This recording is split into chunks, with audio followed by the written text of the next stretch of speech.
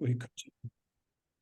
All right. Hi, everyone. I think this is it's not only, I know this is our first time we do a talk within the Department of Psychology, but other people are invited to learn about marketing. I just said it to Rosie, I should know more about marketing because my wife teaches marketing at the London School of Economics, but I don't. I don't know. Somehow I don't. So I'm really excited about learning more what it means to be working in marketing, what it means, how to get there, and maybe different paths, different positions. I think you have quite a career already behind you, so I'm really excited to learn more. So Rosemary Foster-Carter will introduce herself during the talk, so I will not say anything about her. And I just want to do one bit of housekeeping. If you have any questions, just pop them in the chat, okay? So we have a chat, and then I think I would just see if I think this is a question that would be better to ask at the end, then I will wait in the end. Most of the time, I would just wait for a good opportunity and jump in, because I think it's often better to talk about the things at that moment rather than waiting 30 minutes and then talk about it. Rosie, I hope that's fine with you. And if so, I would ask you to take it away and tell us about what it is, what you do in a career in marketing, how it actually looks like, and how to get there. And thank you very much for doing this. Oh, you're welcome. Well, hi, everyone. And thank you very much for having me. As Andreas said, his wife is actually my professor. Because I've been working for about 20 years in marketing, but I'm also now doing a 1-year master's in behavioral science, which is super interesting. So I thought I might start today with asking you guys a questions. And there's a couple of bits in my presentation which are probably going to go wrong, so bear with me if they do. But marketing means so many different things to so many different people, and lots of people don't know really what it means. So I thought I would just see what you guys think. So if you can you either take a picture of the QR code, or if that doesn't work, just go on your phones or your computers to menti.com and put in the code at the bottom here, 6529-8644. And if you could put in a couple of things of what do you actually think marketers do? What are they responsible for? What do they spend their days doing? All right, the QR code worked for me. So, and I have I'm old with an old phone, so it should work for everyone else even better. So I'll give you a couple of minutes and then I'll try and get the answers and share those. Can I just write them?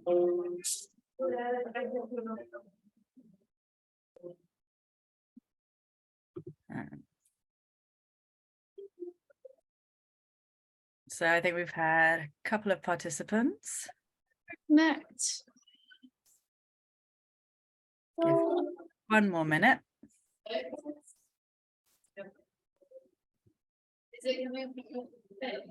I can hear somebody talking, but I can't really hear what they're saying. I can't figure out who's the person not unmuted. Oh, here we go. Violetta, I would mute you if that's okay. Okay. Right. Okay, let's give it a whirl, see what's come up. And I'll see if I can also just put this into the presentation so you can all see it. It's thinking about loading. Okay, lots of ideas here. Now, where is my presentation? Here we go. Let's paste that in. Right. So, can you guys see that slide now? Yes, very good. Yay, it worked. Thank you. Great. So advertising, engage clients, content management, media comms, market research, what product awareness, consumer behavior, promoting belief, engagement. Yes, absolutely. All those things are definitely part of it. Using social media, psychology, hopefully, if they're good marketers. I have to say there's a lot of things that we should do that we don't do, and everyone just makes it up. But sometimes that works and sometimes it doesn't. Marketing is one of those funny things that probably ought to be a science, but is definitely more of an art, and people don't really know what things are going to work or not. So I thought I'd tell you about what I've done in marketing as an example of that, because every single job will be different. I do not want my computer to update. So I think there's three main parts of marketing as I describe it. The kind of overarching thing is brand strategy. And what I mean by that is deciding like who you want to be as a brand, as a company, who you want your consumers to be, and how you're going to win with them. So how you're going to beat the competition. What is it that you guys are going to do, or your company is going to do to be successful or profitable? And then under that, there's two slightly separate parts of marketing. So I think the one that you tend to think of more when you think of marketing is communications. So that could be, how do we make sure people know what our brand is, and how do we build brand love? That might be ad campaigns, PR, social media. It could be trade marketing. So if you sell through a retailer, what does your product look like in store? What does it say on the shelf? Brand tracking is a key part of that. So actually knowing, what do people think of your brand, and is their view of it improving or worsening with what you do? And to back that up, there'll be a lot of research as well. And it might be research on what people like. It might be on whether your ideas worked. It might be understanding who the people are who you're marketing to. And then the third part is product innovation. And this is more thinking, what's the problem that we're trying to solve? Or what's the opportunity in the market? What product are we going to make to fit that? What will it look like? How much will we charge for it? What features should it have? And it's much more cross-functional. So you might work with, product teams, developers, supply, sales, a bit of everyone. So marketeers are often just a bit of a person who does a bit of everything in the middle of it all, which is quite fun, but can also be quite chaotic. And I think generally the communications bit is very much the bit that you hear about in things like Emily in Paris, where you have someone swanning around, coming up with endless genius ideas that make everyone hear of their product and go to champagne yards, vineyards and castles and things. So I think that's the more stereotypical bit. The bit that I think is actually more fun is the product innovation. That's solving problems and creating things. So that's the general gist of what you do. In terms of what that actually means day to day is a lot of those things that you guys came up with. So there's working with agencies who come up with ideas, but there's also a lot of spreadsheets. There's a lot of brand tracking. What do people think of your brands? How is your product selling? Of the 5,000 different products that you have and your competitors have, which ones are selling better in Waitrose, Tesco, Sainsbury's? What's the story that you can present that shows whether your launch has worked or not? And linked to that is kind of deciding what your priorities are, what your key performance indicators are, and tracking those. There's also a lot of slides, particularly in a big company, a lot of trying to persuade or get the organization to take on your recommendation. So if you think we should do this sort of campaign, you need to show what it's going to cost, what you think it's going to deliver, why you think it's a good idea. And sometimes I really wish that I was in operations or sales or finance, because when finance people turn up to the meeting, they share their facts, they share their recommendations. People think, oh, they know what they're talking about, and they nod along.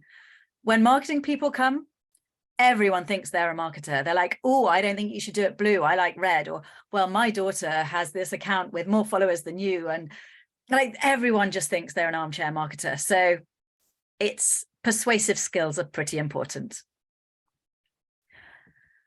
So on to the specifics. Like I said, where you work will totally change what sort of job you do. So if you're in a startup, there will be one person doing all of those things on their own, and they'll probably do 100 other things as well. If you're in a big corporate, you will have huge teams doing each of those things, and they'll all work with loads of external agencies who will be paid millions of pounds to actually do it, and you just kind of project manage them. So it all depends on where you work. So where I've worked is a bit of a higgledy-piggledy career. I did my undergraduate degree in engineering, and what I learned from that was I did not want to be an engineer. So then I went into strategy consulting, and that is a kind of typical career choice for someone who really has no idea what they want to do, because you get to see lots of things and learn things. And what I learned from strategy consulting was that I did not want to be a strategy consultant. So then I left and went to Innocent Drinks, and this was in like maybe 2006. It was a relatively early life of Innocent. It felt very much like a startup. It was quite small. Lots of people who were working there had never had jobs elsewhere before, and we all just made it up, and it was quite fun. And then they got bought by Coke, and everyone got made redundant. And I went to Walker's Crisps, which was owned by PepsiCo. And that was really fun. It was a great place to learn marketing because they had processes. They knew what they were doing. They taught you things, and you had big budgets, and it was just a UK brand. So you could do what you liked. I mean, what your boss liked. And then I moved around within PepsiCo and went to Tropicana and some other parts.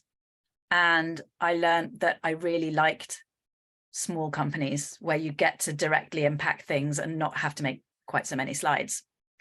So then I moved into more of the startup world. I joined an Australian company called Up and Go that was launching in the UK, creating a new product category of breakfast drinks. So I was the first person in the UK, so it was doing a lot of different things.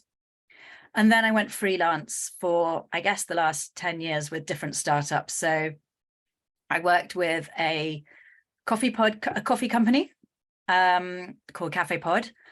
I worked with a lady who made a brand called Tipplesworth, who was amazing. So her background was a bartender, and she decided to create a launch of ready-to-drink cocktails.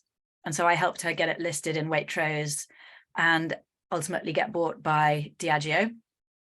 I worked for a medicinal cannabis startup called Jacana. And this was, again, I was the first person in the UK, so it was a little bit of everything.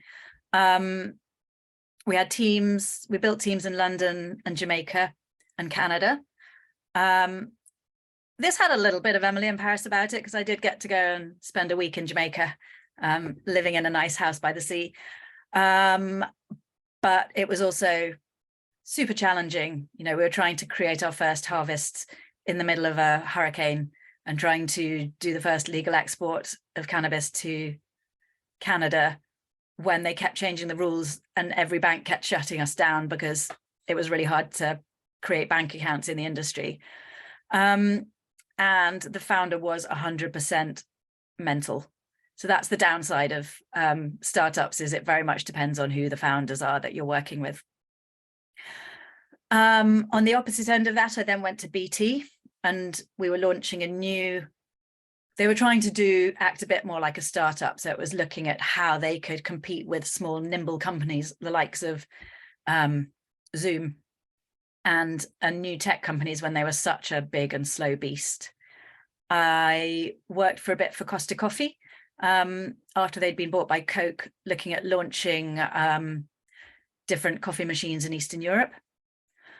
I then went to a startup called Wild Nutrition, which did various vitamins, and it was a B Corp. It was all very sustainable. And again, a lovely husband and wife founder. I then ended up in ad tech. And then I am now at LSE doing consumer psychology. No, behavioral science, but being taught consumer psychology. So that is the whistle stop tour. Each of these was completely different. But what I thought I'd do is maybe just talk you through 4 different things that I did at the different companies as examples. And again, I'm hoping that YouTube is going to be my friend. So, right. So I started my marketing at Innocent Drinks.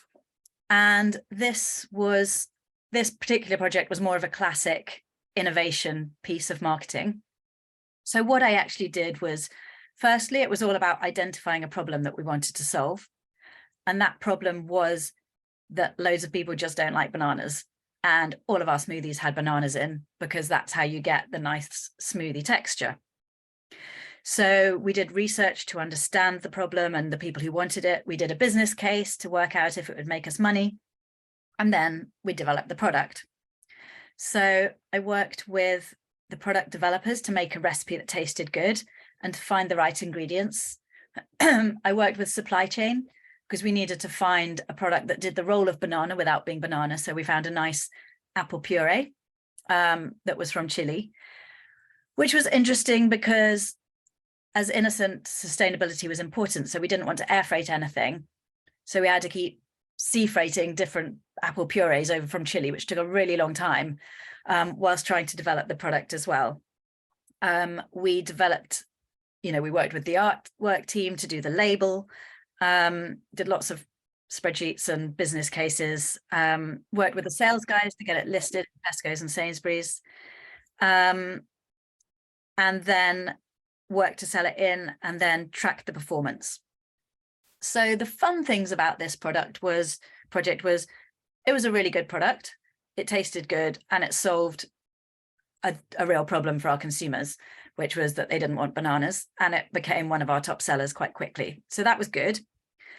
Bad things were, well, apart from nightmares shipping apples from Chile, it looked like a swamp slime when we made it.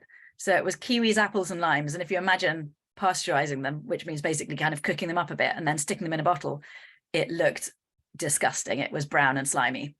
But innocent core values included not using colorings and artificial flavorings. So we ended up using a nettle extract, which sounded nice on the label, but in reality contained all sorts of things that I don't think were very aligned with the brand. But it was a way of getting a green smoothie. So that was interesting, and just the different trade-offs you have to make when you're developing something. So that was one project. Any questions while I'm here? I do actually. Could I jump in? Just to kind of trying to understand, in the development of that product, what exactly the marketing bit is. There seems to be an understanding of what the consumer wants, right? Like you feed that in, you say, bananas are no, for whatever reasons, our customers don't want bananas, okay. And now he's like, but they still want, so they have these needs, but don't want them met in these ways. They want it smooth, but not with a banana. And then I think it seems like there's a lot of product development that involves kind of like more engineering, maybe something that's like what you started out and didn't want to do, kind of like, okay, how do we get the banana, the smoothie green in a natural way that is in line and does not undermine this. So what is like there, it's like what, like, yeah, what's the marketing part and what's the engineering part? What's the logistic part? Is that all just kind of lumped together, or is like how, yeah. Yeah, absolutely. It's a real cross-functional role. I think ultimately the marketer's role is, this is the marketer's baby, and they are responsible for delivering it in a way that will meet consumer needs. So from the beginning, it's about writing a business case. So estimating the cost of ingredients and the sales and saying, is it going to add up? How much could we invest in it? So spreadsheets and models, that's the first bit. And then also speaking to consumers to understand what they want and writing a really clear brief. So I think maybe the biggest part of being a marketer is writing clear briefs, stating exactly what you want from the people who are experts. So, I want a smoothie that tastes good and refreshing, that fits with these costs, that looks like this, and that can be delivered within the next 3 months. So then I give that to the product team, and then some of them will do the recipe development, some of them will work with ops, and then it's a kind of every week you meet up to work out what's going on. So they say, we've discovered this amazing thing, but it's going to cost far too much. So then you're also responsible for the kind of the trade-offs between all the different demands. And then you bring in the different people as they're needed. So then I would go and talk to sales and say, look, this is this great product we're doing. Let's build a plan together. I would support them going to sell to Tesco's in those meetings. I would do the, hey, this product's great, isn't it brilliant? And they would do the, here's the costs. So it's quite a good double act, often sales and marketing. And then once it was launched, everyone else in the team would generally kind of get on with the next project and their day job, whereas the marketer would be tracking performance, looking at sales, finding out if there's problems with it, thinking if we needed to change anything or if we needed to carry on, maybe doing some more campaigns to promote it. So you've kind of, I guess it's a little bit like being the conductor as well. Maybe you're not actually playing the instrument, but you're bringing in all the other experts at the right time to do their bit, and you're making sure it happens. Okay, that's all. And then probably like if the company gets bigger, I mean, Innocent is now big, but like you maybe certain things you might be specializing in certain aspect. Okay, very helpful. Okay, thank you. Sorry, can I ask a quick question? Yeah, so I mean, that was really interesting. You said that there's loads of different sort of like components which are involved in it. Like, for example, you know, sort of like using models to kind of estimate sales and that kind of thing. And, you know, obviously there's like the whole communication aspect of like selling a product afterwards. So, and you said that a marketer's role is to kind of like, to kind of like orchestrate it, to sort of like be the person who oversees all that process. Does that mean that like in these organizations, there's really sort of like large teams with different specialisms and different things? And you just kind of like reach out to people within your workplace who have like a specialism in sort of like, you know, sort of modeling and data science and stuff like that? Or is like, how much are you expected to do as a marketer, and how much of it is kind of like relying on people to help you sort of like bring this product to fruition, if you'll pardon the pun? Yeah, it totally depends on the size of the company. Innocent, I guess, was sort of medium-sized. So there was 2 product developers. One of them worked on this product with me, and so they had a background in things like food science, which I definitely didn't have, and they created the recipe.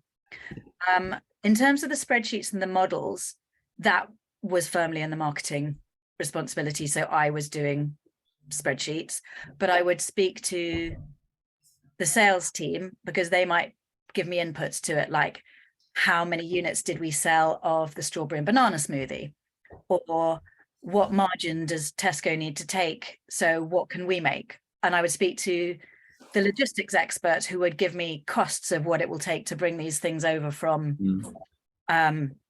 Chile or Germany. And so some things you do yourself, like the spreadsheets, sometimes in a small company. So for another product I launched with Innocent, we were looking at a kid's smoothie, tubes of fruit puree. And for the research, we happened to be next to a primary school. So I went personally and loitered in the playground at the end of school and accosted parents and asked them questions, and asked if I could ask their children questions, and asked if they wanted to come next door and try the product. So I literally did that myself, or I trawled the internet. Whereas in PepsiCo, there would be an insight or a research team who would brief an agency who would do the thing. So yeah, it depends. So, I mean, just to sort of follow up on that, and I don't want to take up too much time, but I was just wondering if that's the case, then, like, if there are things which are going to be within your sort of remit as a marketer, like, are there any sort of like foundational skills that you'll need to have to be successful? Because, I mean, if there's not a team to support you with some things, like, I'm just wondering if there's like a list of skills that is useful to develop before you get into marketing, so you can make sure that you carry out your job competently, if that makes sense. Yeah, and I'll actually come on to that. Okay. That's all right. That's right, no worries. Thanks. Thanks. Okay. So the next project I did was with Walker's Crisps. So this was a completely other end of the scale in terms of budget, and it was much more of a communications piece. Although having said that, it did also entail developing 4 new products. So I will play a little video in a second, which will explain this.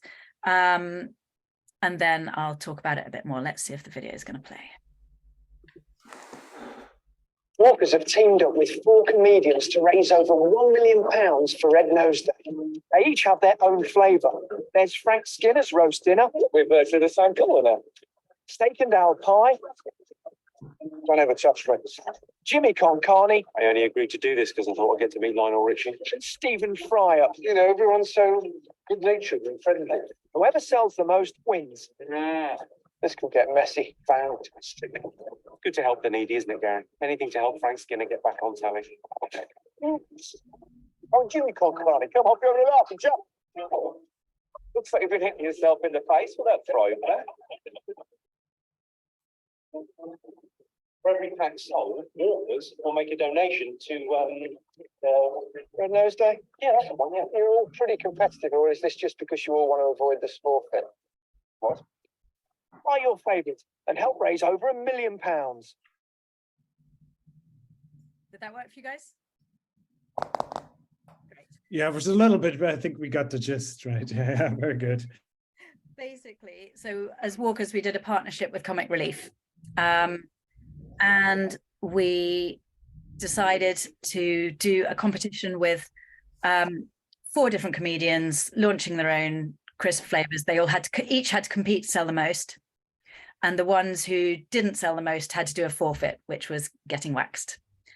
So it was interesting. There were lots of different components to it. It was primarily an ad campaign, but also a product launch. So these 4 flavors.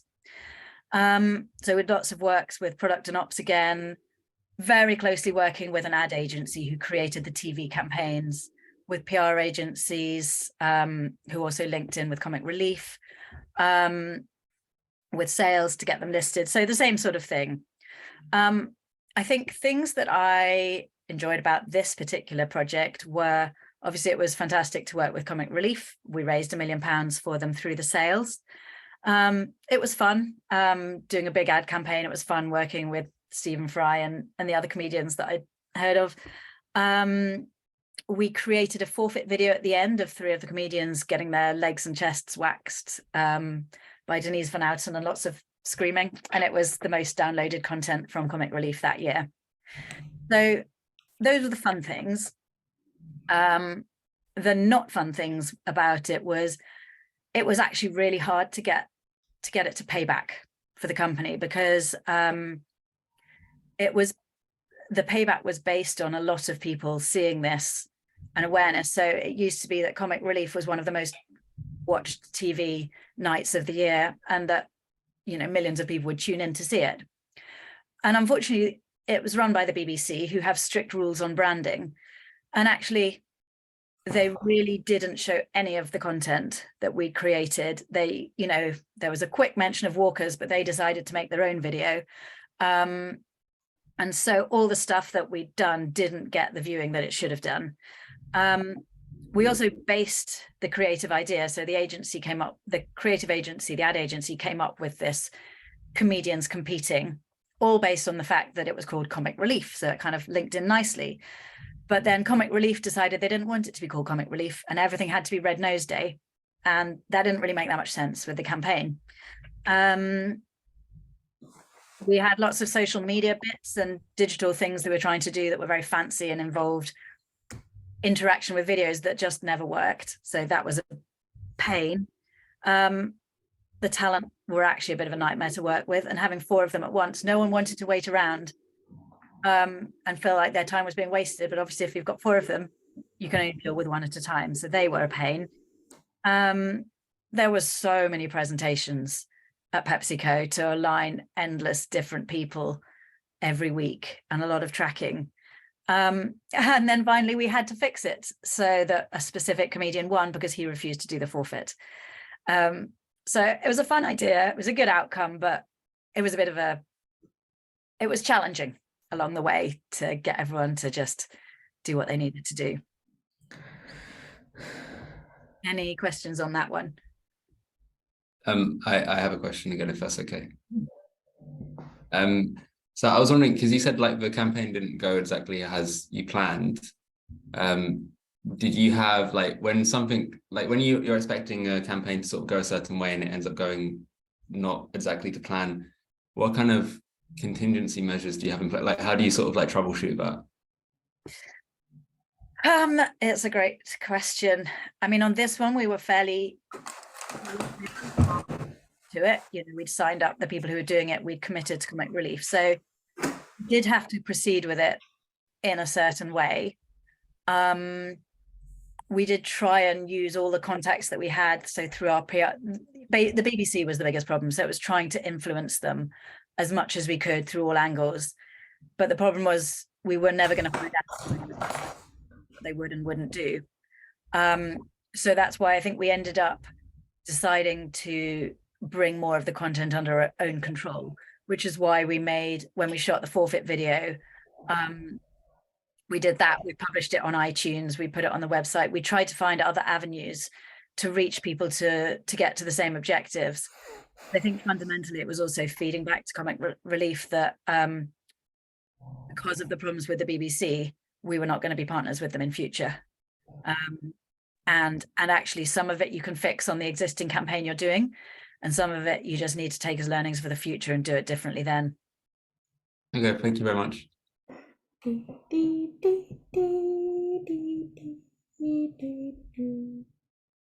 Very tuneful from someone. So that was Walkers. So the third and almost last one that I'm going to talk about was, again, at the other end of the budget scale. So this was with a startup called Up and Go. We were launching a breakfast product, a breakfast drink in the UK. So what was interesting about this was we were really trying to create a whole new category. So, you know, in the UK, basically breakfast equals cereal, and you eat your cereal in a bowl with a spoon. But this was all the nutrition of a bowl of cereal, but in a drink format. What was interesting was we had kind of a dual audience that we were appealing to. So the brand was Australian. In Australia, it was all about lifestyle and energy and surfers and fit people running around on the beach. And that was what we portrayed. So it was actually mainly drunk by teenagers and kind of early 20-somethings. So the people we portrayed it as drinking it were kind of healthy, fit people who needed to leap out of bed and make the most of it, of the day.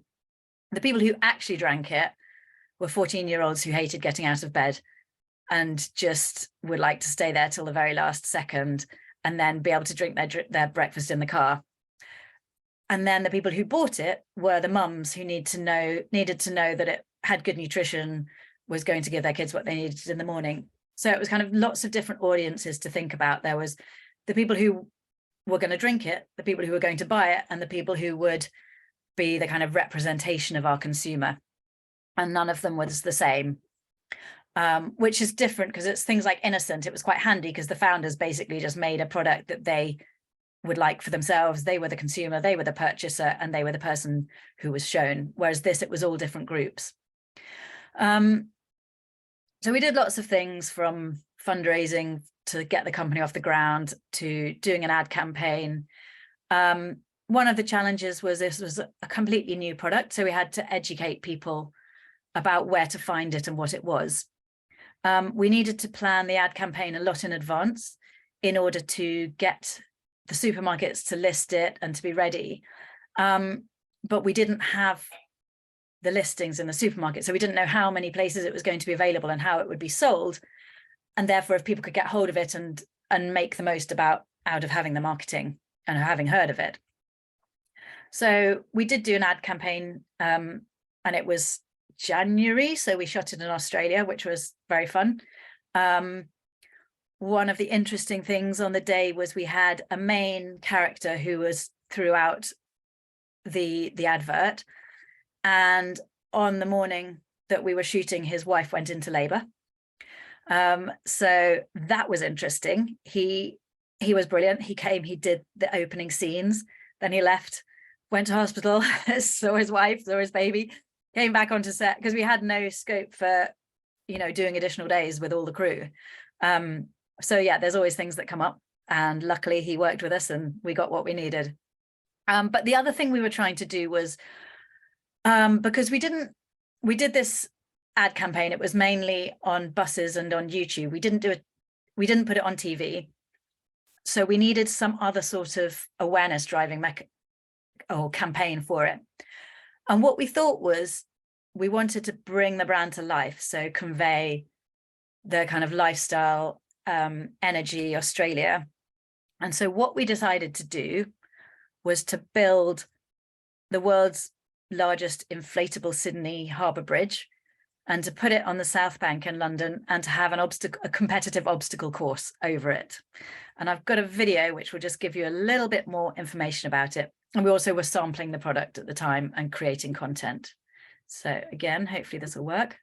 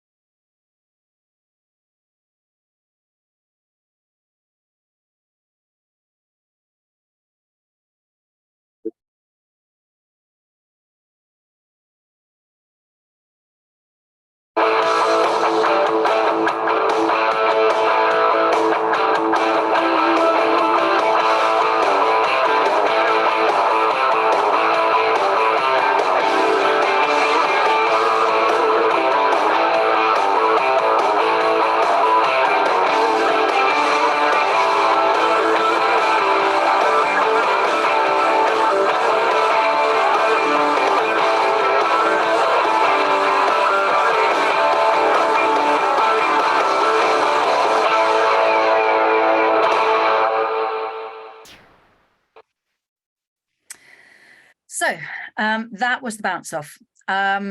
Good things were, it was a fun idea. It was a good fit with the brand. It conveyed a lot. And those who took part in it really enjoyed it. But in this case, I would say the bad things absolutely outweighed the good things. And I would never do it again. I think firstly, the agency that we worked with had absolutely no idea what they were doing. They went £100,000 over budget, which we did not have. We had to work with Westminster Council to put it up on the South Bank. We had it there for a week, and they were a pain in every way that we could think of, including the fact that they made us deflate it every single night. So then in the morning, instead of having it ready when people turned up, we had to spend 2 hours re-inflating it and getting it ready. So we just had a lot of angry people waiting. Turned out you couldn't use it in the rain or the wind, which, being Britain, I can't even remember, it was probably like February, March, was just generally a bit of a bad plan. And just throughout the day, things happened. Someone jumped the wrong way, they broke their leg. Just at that moment, the council inspectors turned up. All these people were angry. And I think there's just no way it paid off. I mean, I think in terms of experiential, because they're generally expensive, unless you somehow manage to get lucky and really have it take off on social media, it's hard to get the reach that you have with outdoor campaigns. So it was interesting, but I think it was more of a learning curve. And I think we hadn't got all the sales guys hadn't managed to get all the listings we needed in the supermarkets. So we did get a lot of people to hear about the brand, but then they couldn't buy it. So that was money wasted. But yeah, that was fun, interesting, not recommended, I'd say. Any questions on the bounce off? Just Rosie, I think if we get, I have like several people submitted some questions in the chat that I think would be great to maybe have at the end, like just if we get to the end and then we can chat. Like I think I have some questions about how degrees and all of that and how to get started. I think it would be great maybe if we just kind of move on and then yes, yeah, if that's cool. That sounds good. Shush. And then the last one I was going to mention briefly was, again, with a very small startup. This was at Wild Nutrition. And last Christmas, I launched a protein powder. So it was a vegan protein and superfood blend that did lots of different things and was very good for you. So I think what we did here was one of the main challenges was really explaining to people what the benefits were and what the ingredients were, and picking what messages to communicate to be compelling, because you could have talked about all the ingredients, you could have talked about all the different benefits, but then people wouldn't really know what to take away from it. The marketing that we used was, because it was low budget, it was mainly Instagram influencers who we paid to create their own content and who had their own following. Well, some of it they had their own following, and some of it they were just great at creating beautiful looking pictures that we could then use. And we created a little morning newspaper that told people about the benefits and had some interesting related articles in it that we gave out to journalists. So things that were good was, it was a good product. People love it. The influencing worked well. It's hard to know in advance who will work well, and people that cost more aren't necessarily better. And they had a great creative guy in-house who just made all the content. So we didn't use any agencies for this. Bad thing was, it was just a big logistical juggle. And I think with marketing, you think it's all about the communications, but it's actually mainly about trying to get the operations to work in time for your marketing, because you have to plan things in advance. So Wild Nutrition is a B Corp. So we were, again, trying very hard not to air freight things. So the tubs were made in China. We'd air freighted over just enough for the launch, and then the rest were coming by sea. But then the machine that was filling them wasn't working properly and was squashing all the tubes, wasting all the powder, and we didn't have enough. So then we had to get a new part from China, and we just missed the launch date because we hadn't got the product there. So then we ended up launching on Boxing Day, which was fine. I mean, that was the final launch date. We'd built in 3 weeks just in case. So I guess back to the question I think Peter maybe asked earlier, was trying to preempt all the things that could go wrong and in advance building in contingency. So, you know, we were going to pre-launch it to loyal followers on the 1st of December and then to everyone on Boxing Day when the sales come on. And we ended up just doing it on Boxing Day, which meant we didn't have lots of content in advance, but it was okay.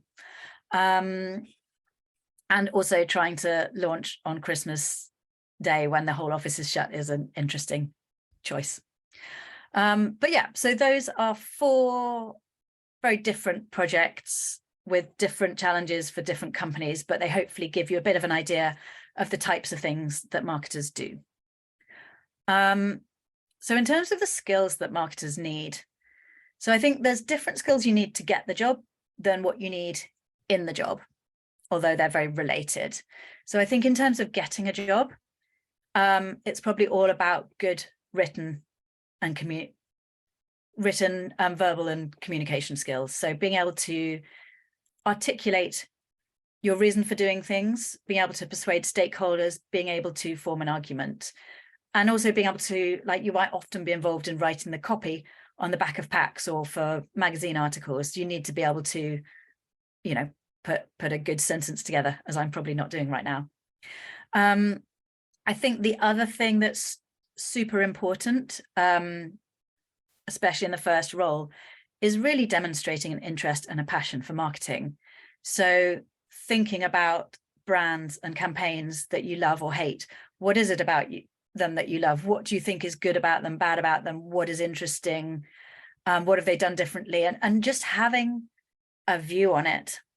And I think the third skill is the ability to be analytical. So analytical in terms of both looking at an ad and deciding whether you think it will be a successful or unsuccessful ad and having reasons for that, but also being able to do business models, basic, simple business plans, being able to look at sales figures and understand them, having a grasp of costs and commercials. And it may be that you don't, some companies may give you tests on those, some of them may not, but it's being able to articulate that probably in the interview or in a case study. So I think those are the three most important things to get the job. Could I jump in here? Just Yes. like, so I think one of the questions, right, is like, how do I get the job? I think there are two, like just in a, like what was submitted to everyone, what was submitted to you, to me personally in the chat was what about masters? So some of us, like of my students in particular, right, they do a degree, bachelor degree in psychology. Should they do a master's in something marketing? You're shaking your head, but please explain in a second. The other one, which is like, okay, it's like, what's the role of experience? So if I want to get either in an ad agency or maybe in a company into a marketing role, do I need a degree in that says marketing, A, and B, what's the role of kind of previous experience? And if, yeah, maybe you could explain. I think that's like most of the questions kind of about this. Yes. Oh, here we go. Okay. Yes. So I think you can come at marketing from any degree, and you won't necessarily get a higher position from having done a master's. It depends where you're going and what you're doing. So, you know, I did engineering, I didn't do marketing. People do history, people do business, like you can do anything.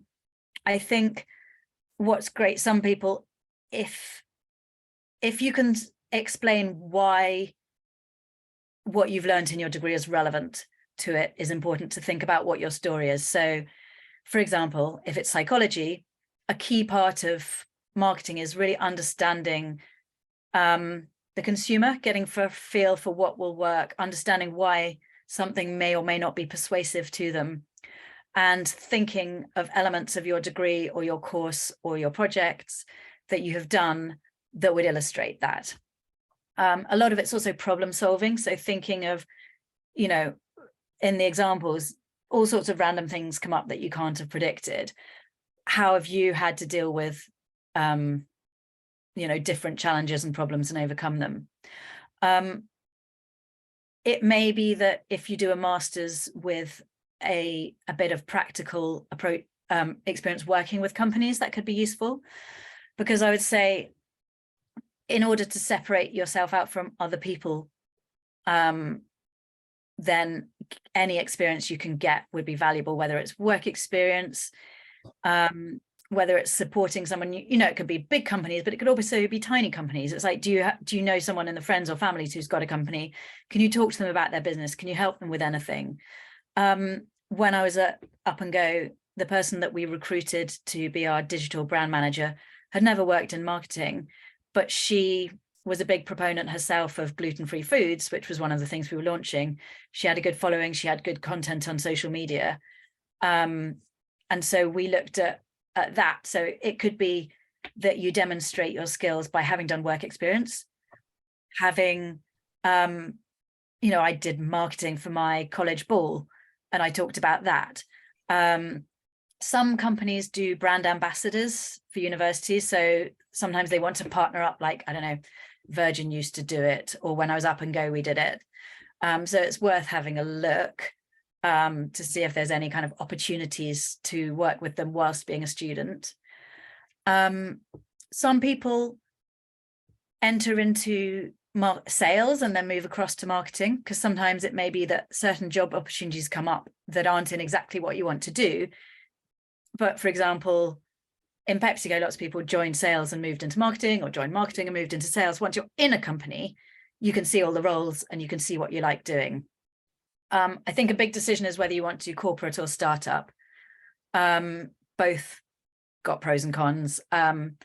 If you do big corporates, the kind of most standard way of approaching them is looking on their website for jobs and for grad schemes, and trying to get on those. And I think, again, it's just demonstrating passion for the area, demonstrating that you've used your initiative to go and get some experience and do something in it in whatever form you can. It doesn't have to mean, you know, getting a job for Mars. I don't know if you guys have careers fairs with different companies coming, and We do. yeah. So Yes. turn on those, find out what they want. There are specific recruiters for marketing. So one that I've used quite a lot is called Ball and Houlihan. It may be more for the kind of intermediate roles, but worth having a look.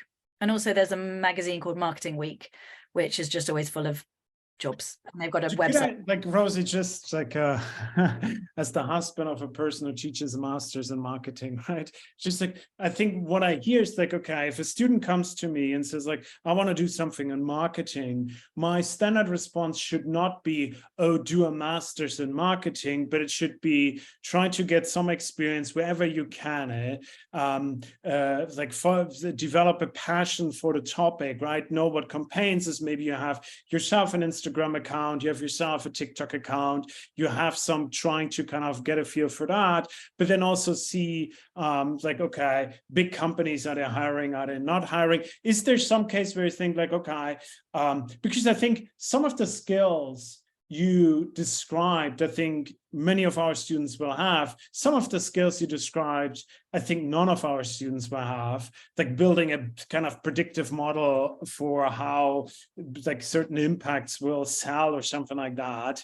And so I'm thinking like, okay, maybe like what would be a good case where people think, oh, it's like where you would say for that person, it would be good to do a master's. But yeah, did I kind of represent that in some ways correctly, your position? Or yes? Yeah. And I think in terms of, I think because people come from so many different disciplines, and that, as you say, there's skills that people have or won't depending on what they did, I guess that's why there's usually a kind of graduate role where they don't expect any specific skills.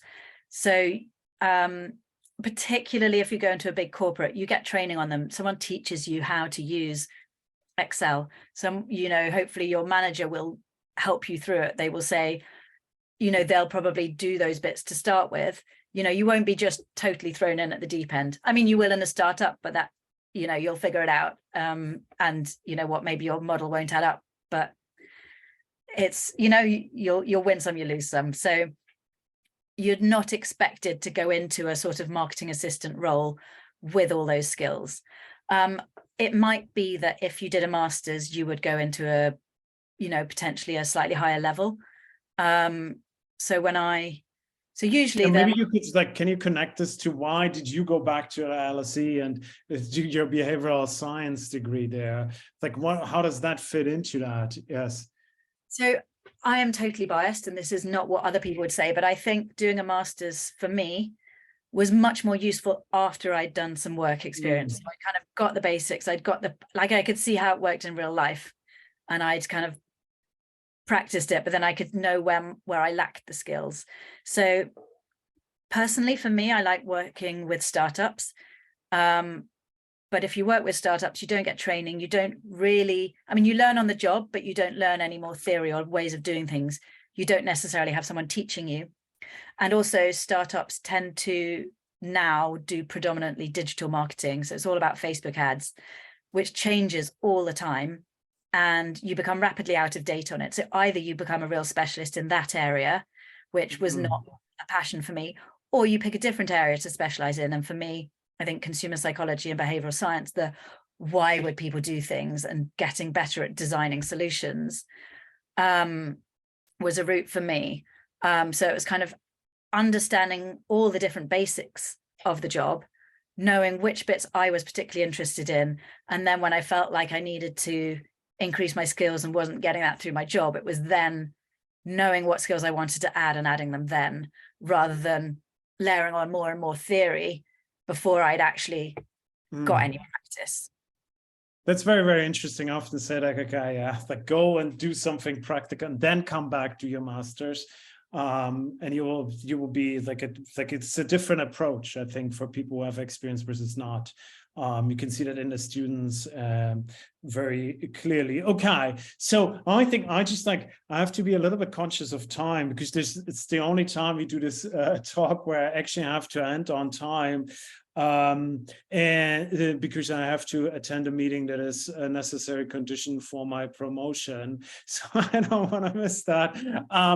But I think so there are several questions. I could just kind of leave the meeting and let you guys keep on talking. I would stop the recording. I think, is there anything before we kind of maybe leave you guys to it and see? And I think everyone can see it. I think we talked about, is there anything else that you feel like would be really important to know for, let's say, specifically psychology students, but maybe for in general, for everyone, like as a, that you would recommend them? If I'm a bachelor right now listening to that, and I feel like, oh, that sounds fun. Like, is there one thing you would kind of recommend doing? Maybe reading articles like Marketing Week, or there's a magazine like Campaign Magazine, which talks about different ads that people have done and what's good and what's not. So that, and then just maybe choosing a brand and looking at all the different things they do. So I don't know, say it's Nike, look at their social media pages, try and understand what they're trying to do, look at their ads, see all the different things they do and how they go together and what you think is interesting about it. And that's what I say. And then maybe think if there's companies that you can try and get some work experience with. And also on the social media, do have your own stuff, but don't worry about trying to build up loads of followers. That doesn't matter. It's more just being familiar with them as platforms and how they're used. Okay, good. We should not get desperate about our low follower counts. That's fantastic. Okay. Okay, so my suggestion would be I stop the recording. Thank you so much for doing this. And then I made you co-host and I made Peter co-host. And then you guys can maybe just keep on chatting. And if like Rosie, this is amazing. Thank you so much. Really, really informative. Whenever you feel like, okay, I'm running out of time, then just stop and say like, look, guys, I'm a professional. I need to do work. But thank you so much. It was really, really good.